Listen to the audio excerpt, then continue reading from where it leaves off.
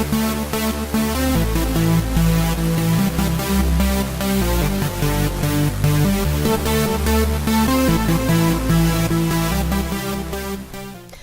and welcome to City Beat. We are your central source of news and information for the city of Rocky Mount.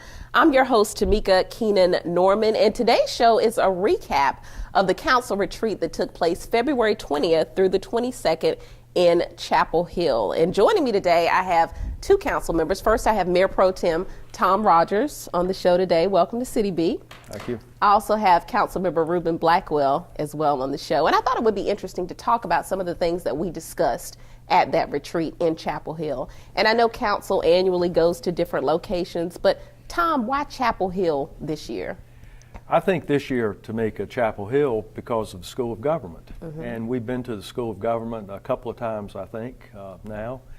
The School of Government is a great asset for the state of North Carolina because it has professional people there who understand municipal and county government. So they're the experts in terms of how government should be run. They're nonpartisan.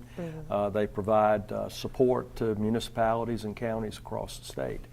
So we go there and we get to benefit from people like Dr. Carl Steinberg and in this particular case, Dr. Jim Johnson and others who are part of not just the School of Government, but in the case of Dr. Johnson, Keenan Flagler Business School. And so each year we do go to another place, a different place. We've been to Durham a couple of times. We've been to Fayetteville. We've been to Wilmington. We've been to Greensboro, Charlotte. All those places come to mind.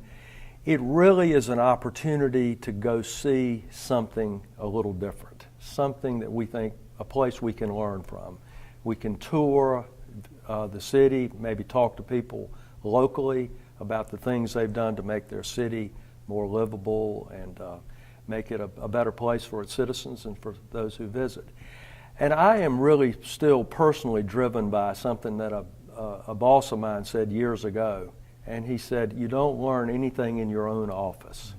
So it's important to go away and have a different perspective on things. Yeah, and you mentioned Dr. Johnson, who was really the focus on that first day at the retreat. He knows a lot about Rocky Mount. He showed it in his presentation. He talked a lot about demographics. He talked about the segment of the population in Rocky Mount that's growing, household income, all that stuff. So why is that so important, Councilmember Blackwell? Well, it's important because we have to make decisions based on who we are today, but also we're laying a pathway for the future. And so we've got to understand what the data says about who Rocky Mount is right now, where we've come from, but more importantly, what are the things that make us where we're moving toward, what contributes to where we're leading towards. So when we're making decisions about where to invest resources, we're making decisions about how to build collaborations, making decisions about where to put emphases on projects and developments,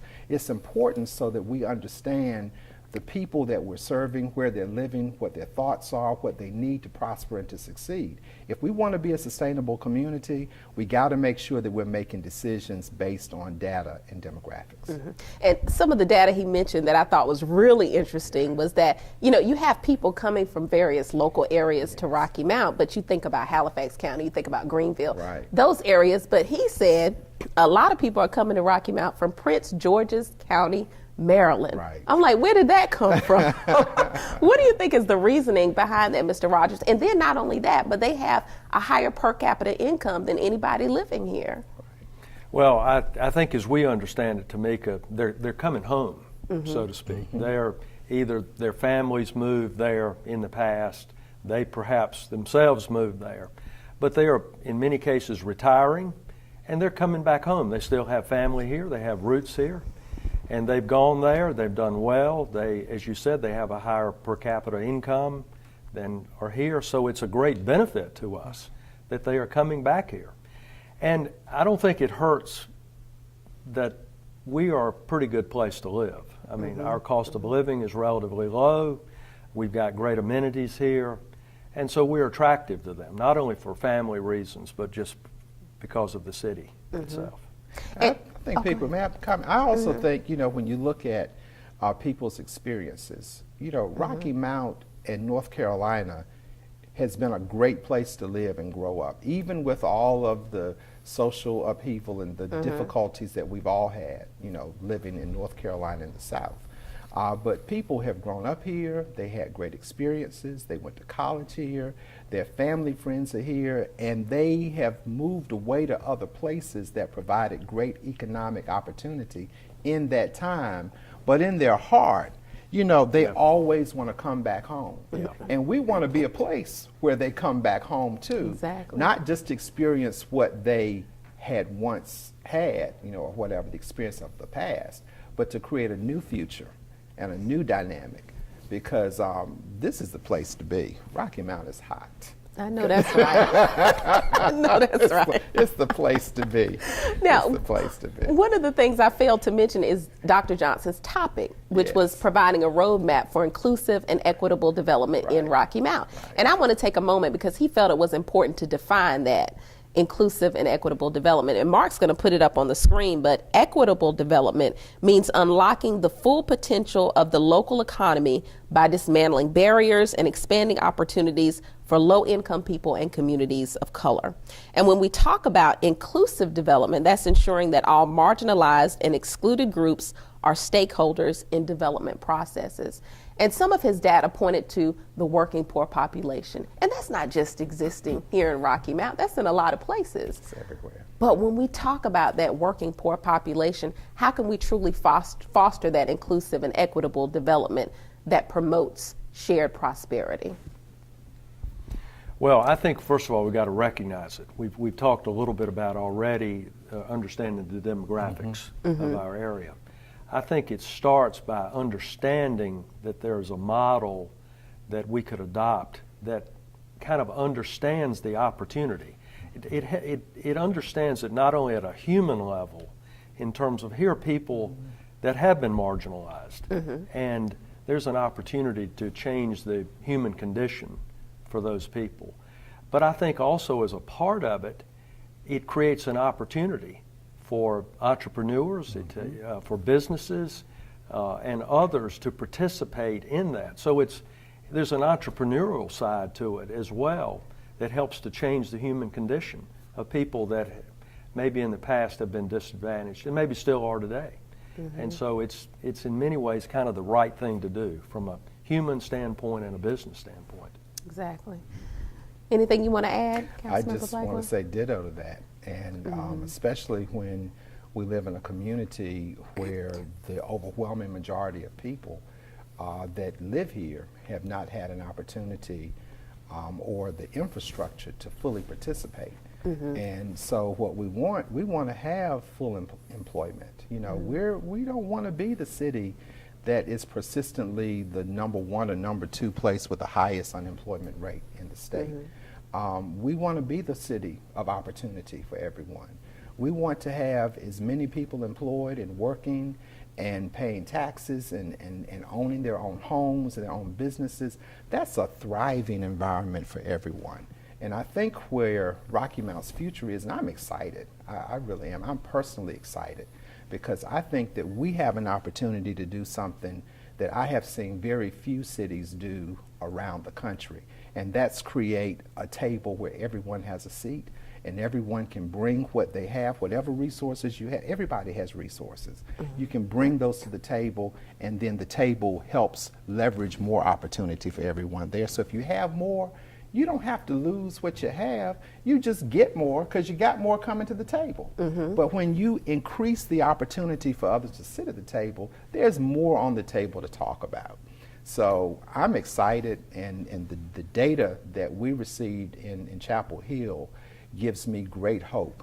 It does say that we are coming out of this this mode where people are just leaving and not coming back. There are people leaving us, but there are also people coming back to us as well. So the opportunities for more folks to come, people of different nationalities, ethnicities, people who have different regional and national global perspectives, we've got to find a way to include everyone so that we can leverage the greatest possible return.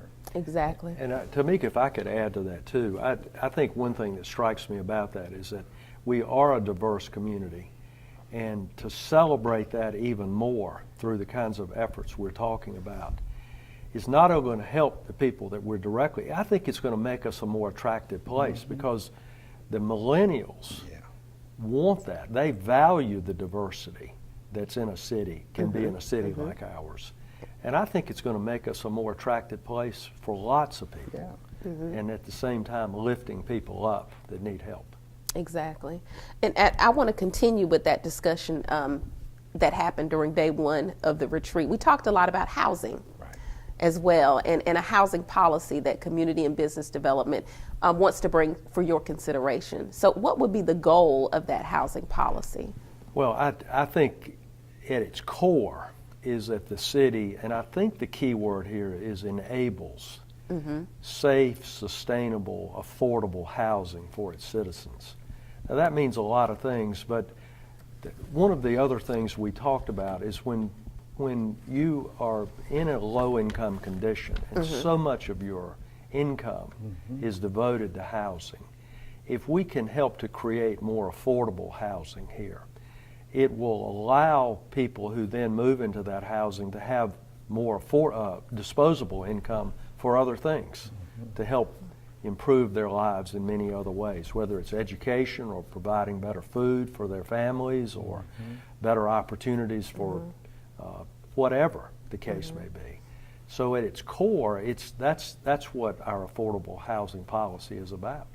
Okay. And you mentioned safe, affordable housing, so that's one of the key focus areas that policy will include. But let me mention some other focus areas, and Mark is going to put these on the screen as well. But improving the quality of rental properties through housing repair and rehabilitation programs, creation of city and private investment opportunities to support housing development, operations, and services, creating a plan for acquiring properties that need to be renovated, and preserving historic properties as well. And I know Julie Brennan from FountainWorks gave you all an opportunity to kind of vote and determine what would be your priorities of those focus areas. So for you, what is your priority? Can you really determine a priority out of all of that, you know? The easy answer is all of them. Yeah. Yeah, we told her we didn't want to vote. Exactly. We sort of rebelled, didn't we? We said all this stuff is good stuff. You know, and then what we also saw that there were pockets of opportunity that had really not been explored. You know, veterans, for example. You know, we have, to my knowledge and understanding, we've never had any initiative that really targets that community in particular and says that, you know, we need to broaden and expand, you know, the base of opportunity for people who have served our nation and protected our ability to be free. But now we're coming back with challenges, but also with some opportunity, you know. What can we do to support those? It's very important. We have a whole class of folks who work hard every day, but because they don't have wages at any one particular job that sustains their ability to run their household, they have to work multiple jobs. And where do those people live? Right now they're living in places that perhaps are not safe, perhaps are, you know, they might have low rent, but they have high utilities because they're not in energy efficient locations, and perhaps because folks have not invested in those properties or in the neighborhoods they live in. Those neighborhoods have become unsafe or unstabilized. And so what we are trying to do is create many places throughout the city that looks at those pockets and figures out by teaming up and leveraging with investors and leveraging with homeowners themselves or renters. You know, we want to work with everyone to help them build up their own piece of America. You know, and we believe at the city, I believe, at least the council, I think we can say that we all are working together. We might have different perspectives about how to get things done, but I know that we all work together to make this the best place that we can be. I think we've got to be a little bit opportunistic with this whole thing. As we further develop our housing policy and strategy, we're going to find partners who want to engage in different ways. And so whether it's rental housing or whether it's just affordable housing that people have an opportunity to buy, or whether it's housing that's directed towards veterans, I think we're going to find opportunities to benefit from all of these areas. Right. Elderly, we have a large percentage of our population and a growing percentage that's aging. And to have housing that is easy to move around in, become mobile, without falling and being hurt. Housing that is beneficial to people who have mobility issues, who are sick, or dealing with, physical issues. That's important, And I just believe that when we look at creating, as Tom stated, that opportunity for every sector, we can find a way to make this work for everybody. And there's market opportunity in that. It's not just about doing good. It is, we are doing good, but it also is good business. It makes good sense. And when people make choices to live in places, they make choices around what's good for them, Exactly. And if we can create environments that are good for people to live and invest, they will come, and they already are. We just want to speed up the rate of inflow. And speaking of those housing opportunities, I'm going to move ahead. I think this might have been day 2 with the Development Finance Initiative at UNC Chapel Hill. We had Sarah from that to come and talk to us. They had secured state funding for 60 housing units on Tarboro Street, which are city-owned parcels, because we're talking about at or below 60% of the area median income, which means that a person, depending on the size of the household, would make anywhere between $22,000 and $33,000 annually. But you all have talked about mixing that up, not just with that, but you talked about the elderly, providing them opportunities. But how would you describe this? It's not public housing. No, how would you describe it? No, it's affordable workforce housing. And, the operative is that there are going to be rents that have to be paid, and people who live in those units have to be able to pay the rents from earned income, So it is about making sure that everybody has an opportunity to live downtown. We don't want downtown to be an exclusive place that only certain folk live. We want those folk to live there. We need some exclusivity. Nothing wrong with that. Nothing wrong with wanting to attract people with high incomes and with luxury styles of life. It's nothing wrong with that. And it's also nothing wrong with not having that. It still should be a place for you. So the vision that some of us are having is that we can have a location, a little micro economy right there, a village of folks who are working every day downtown. They could work at the community college, they could work at City Hall, they could work at the banks. Just because you have a job doesn't mean you're not stressed about your finances. Even the reporter that was there stated, he said, well, when I hear the demographics that's being outlined, that fits me. Maybe I can live downtown. That's what we want. We want a downtown that attracts everyone.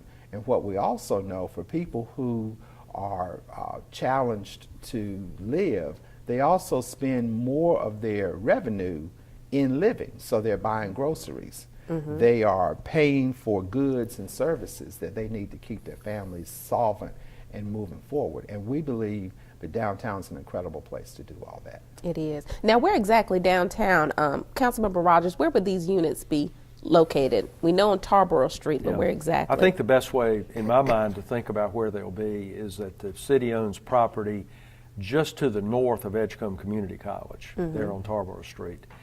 So just to the north of Edgecombe Community College and just to the east of the old post office. There's property there that the city owns, and that's where these units will be. So that means that you have to have an understanding of northeast, west, and south. You do. For me, it's at the intersection of Tarboro Street and Atlantic Avenue. I was a Boy Scout too, but I wasn't that good. Well, let's try it another way, Ruben. Let's try it another way. So let's stand with your back to Edgecombe Community College, and let's look towards the event center. That's right. And so that's the property, and back to your left kind of will be the old post office. Gotcha. Hope that helps. Oh, that's good. Boy Scouts. It helps me. So, but how did the city secure state funding? Why was Rocky Mount chosen for this? Well, you mentioned DFI, and the state asked DFI to engage in finding cities that had been hurt by these hurricanes, Florence and Matthew. to find places that had been hurt and where people had been hurt, more particularly. And so Rocky Mount was one of the two places that DFI has identified to help with putting in a project like the affordable workforce housing project that we're talking about.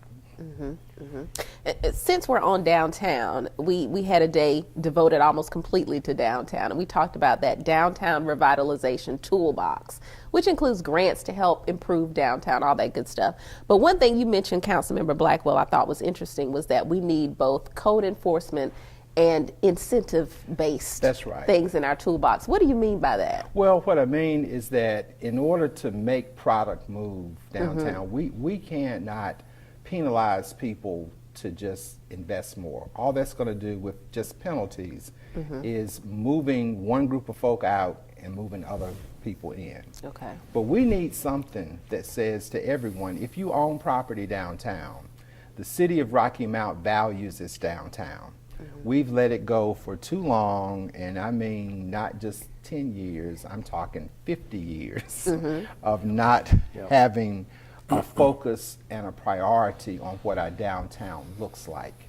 So while we tell people, now look, you got to get your building together, but these are the things that we can do to help incent you and help leverage the investment that you're making so that you can bring the product back to market as quickly as possible, looking like a beautiful downtown. You know, we must have a beautiful downtown. We have buildings that are phenomenal, you know, with good bones, beautiful architecture. But after 50, 60 years of no investment and neglect, and really, I think people have just sort of held on waiting for this moment to occur. You know, it's sort of like California, you know, back in the gold rush days, I believe. You know, they've been waiting for this moment to occur. Well, the moment is here now.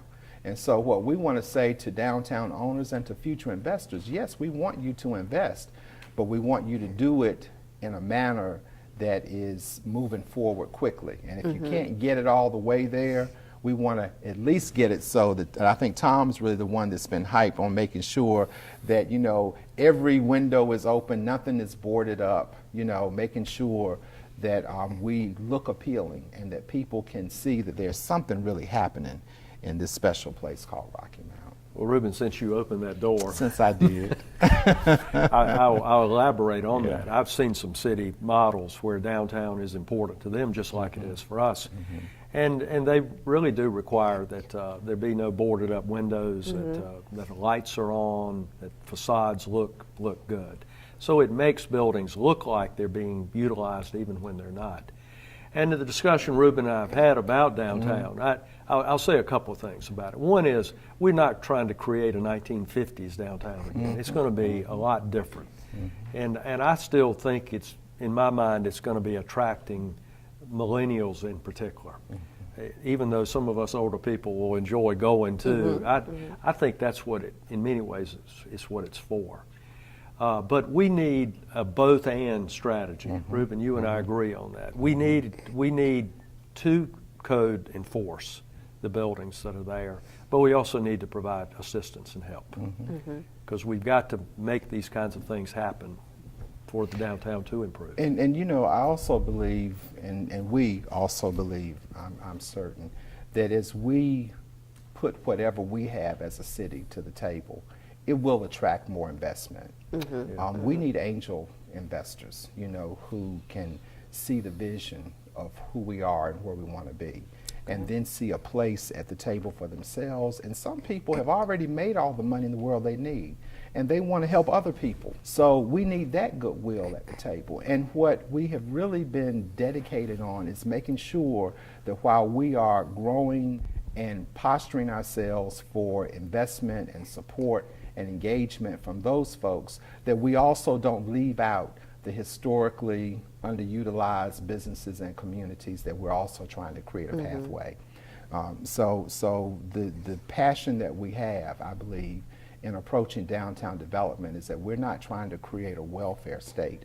What we're trying to do is create an environment where people bring whatever they have, and we use that, and we leverage it, and we increase it, and then we bring it back, and it begets more.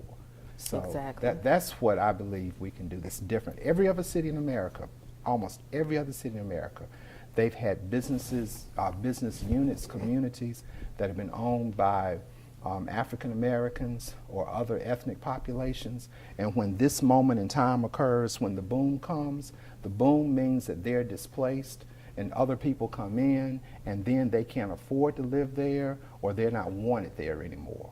That's not the vision of Rocky Mount, I think, that's going to be successful and sustainable for us in the future. And we have an opportunity to show other cities all over the country, not just do what somebody else is doing, but we might show them here, Tom, how to create an equitable, just, and profitable environment and economy. Right. I think what really is interesting is that everything Ruben just said, I think, is happening. We've got investors from out of town who have come already, and they are moving forward with their projects. And we've got local people here, some who maybe didn't have an opportunity in the past, who are interested and are coming online, so to speak, in terms of investing downtown. There are angel investors out there who I believe are interested in Rocky Mount and are waiting, I really think, to maybe better see this plan that we're talking about. I really think they're there and they'll come. And lastly, what's so interesting is just in the hallway coming to this interview today, I met someone, a young man who's a millennial. He's from Rocky Mount. He'd actually moved to Nashville, Tennessee.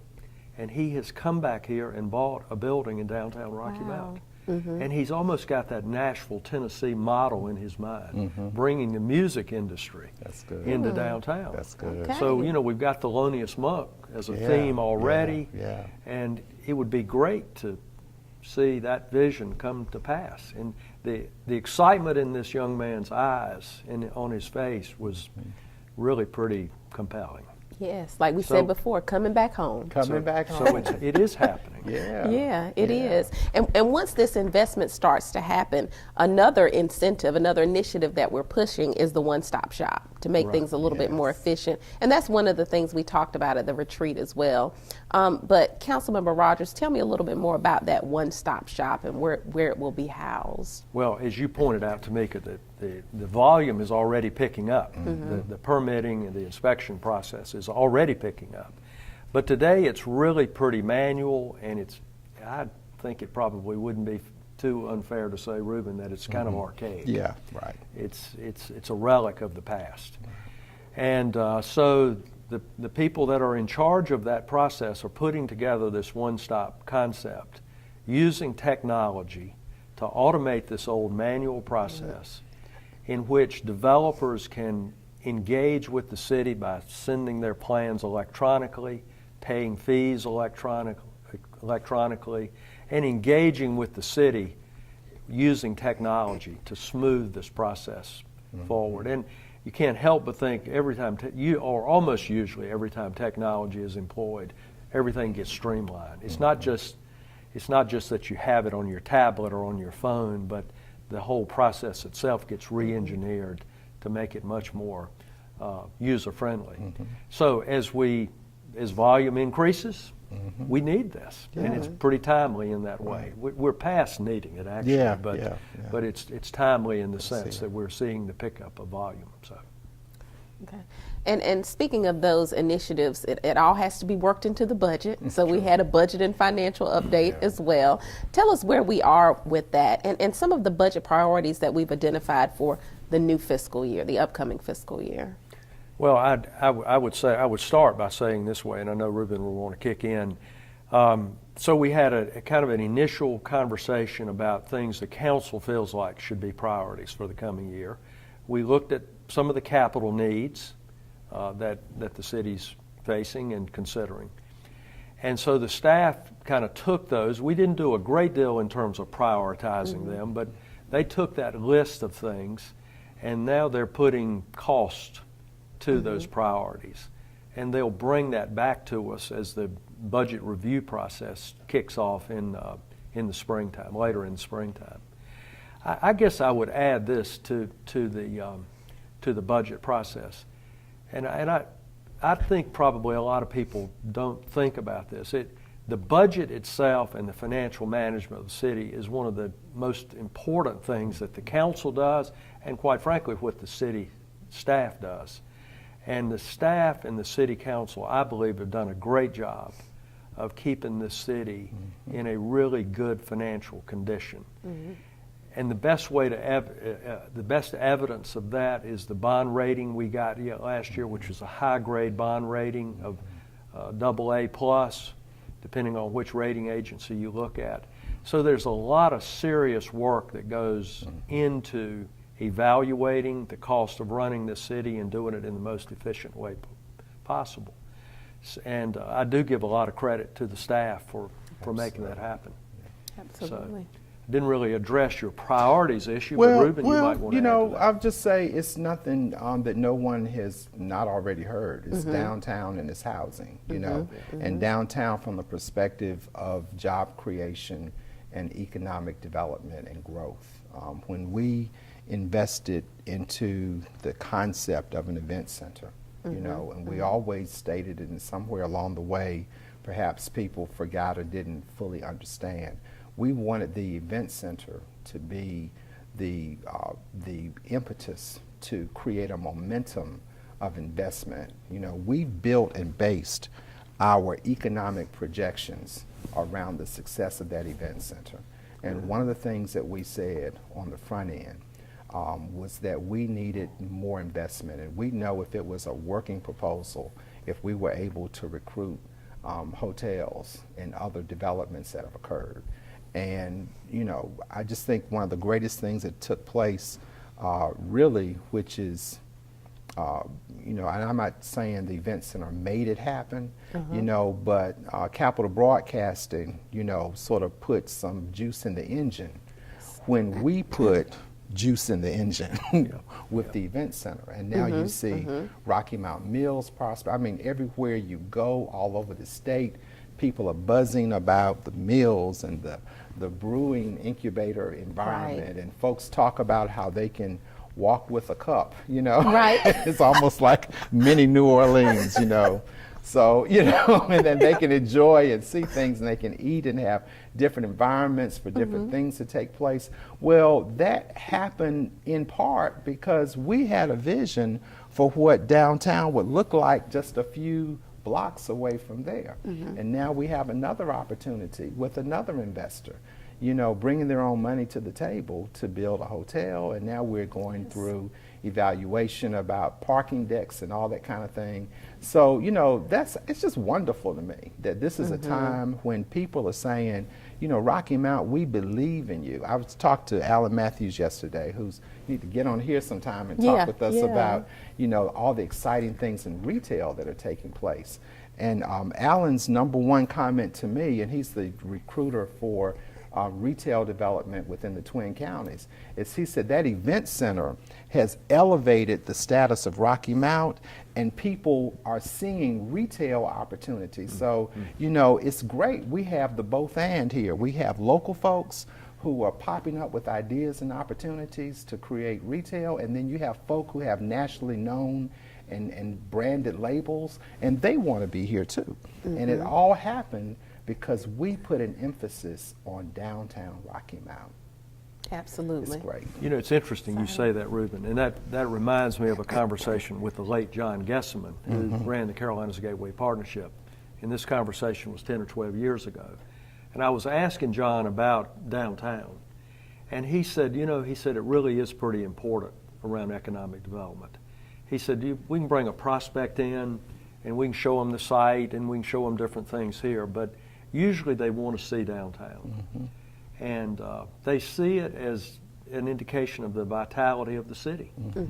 And so what's happening with the event center, as Ruben just pointed out, is showing the vitality, it's showing the commitment, it's showing the vision. And it's really shouldn't be a surprise to anybody of what's happening. It's an exciting time. It is. It really is. And before I go, I do have two more points I want to address. And one really important point is that Workforce Housing Advisory Commission that we talked about on the final day of the retreat. Give us a little bit more insight about that, what the purpose of that commission is and the structure for it. Well, first of all, I want to give due credit to the folks who brought that concept to the City Council. That concept came from people who live in the 14 communities within our city that are most impacted by poverty and low wealth and strained resources. And they came to the council saying, we see the development that's about to occur. We see the momentum and the movement taking place, and we're excited about it, but we're also concerned that there might be a lack of remembrance of making sure that infrastructure and housing opportunities are in place for people who do not have high wealth or income that will be able to participate in this robust and building economy. And so what they asked us to do, and which the City Council agreed with, is that we needed to have a commission that's composed of folks who live in these fragile neighborhoods that surround downtown, along with other development professionals, folks from the Housing Authority, local community development corporations and organizations, as well as the faith community that's already made investments in and around and about housing opportunities, and then the chamber, who is our vital cheerleader for business and growth in Rocky Mount, to all come together and work with us to make sure that when we're developing these policies related to where housing goes and how do you blend housing so that you can't say, oh, that's a poverty den, but it's a place where everybody can come and live and grow and have resources and opportunities to grow, so that our community is truly a future forward community in every respect, in every aspect. And I think that's the heart of what it is that we want to do. Now, what will they be doing? We will make appointments in the weeks ahead to pull that group together, and they will help set a directive about, or direction, not directive, but a direction about how to be involved in ordinance development. It's going to be important, about inclusive ordinances that create opportunity for everyone. Opportunities to look at how to do some different things in investment. Maybe we need to not just partner with big developers. Maybe we need to see every household as a potential developer. Maybe if we can help a person who lives in a neighborhood with abandoned homes or homes that have not been improved, maybe we can help one household buy another home right beside them and develop that property, so that way we have neighbors building places to bring other neighbors like themselves in, so that we can, do the both and, So we just need more folks at the table helping us to co-create and helping us to build value in every community. As I sit here in the council chamber, I'm sitting here looking at Reverend Richard Joyner's name here on this dais behind us. And Richard certainly advocates for the opportunity to with things like this, to help people improve their lives and give them opportunities. And so it's a best practice that I think is really going to pay dividends that we can't anticipate today. Exactly. Last but not least, that internal audit committee. We talked about that as well on the final day of the retreat. Can you shed a little bit more light on that, Councilmember Rogers? Sure. Well, we've had an internal auditor for some years now, and more recently, a new chief internal auditor was hired. We discussed how the audit function would report at a council meeting several months ago. But at our retreat, we did decide that the chief internal auditor would report, at least for the near term, to the mayor. Now, longer term, our intent is to appoint a committee composed of city council members, but at least in the short term, the auditor will report directly to the mayor. Now, of course, the mayor is going to communicate with us and talk to us as well as necessary.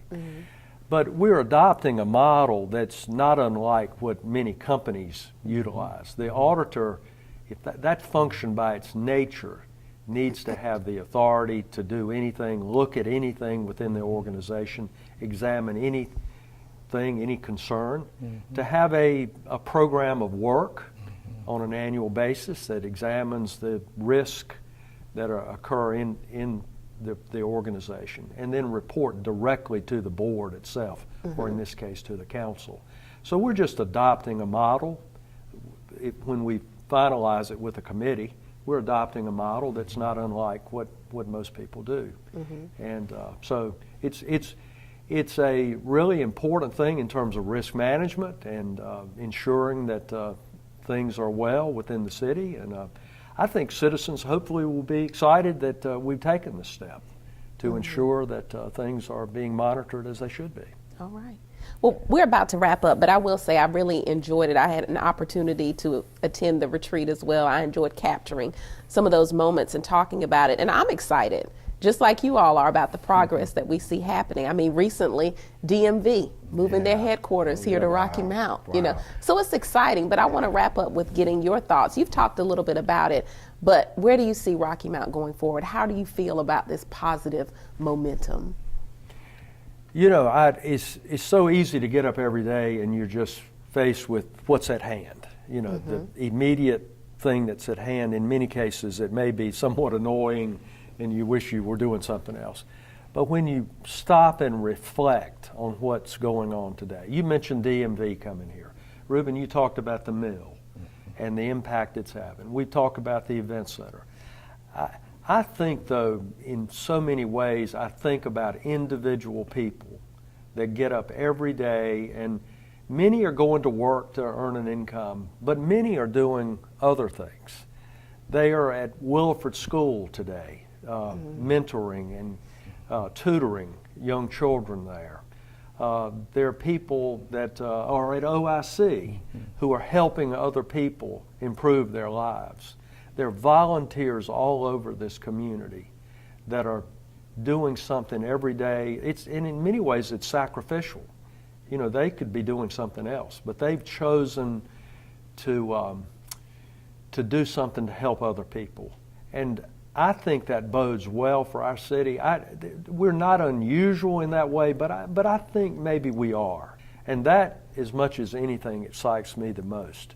Just in my mind, seeing these people at work each day, trying to help somebody else. And the future is bright. You know, Triangle Tire, that will have 2 million square feet of manufacturing space. We have a vibrant downtown. We have people growing up here. We have world-class athletes that are coming back here, world-class entertainers that are connected to Rocky Mount and the Twin Counties.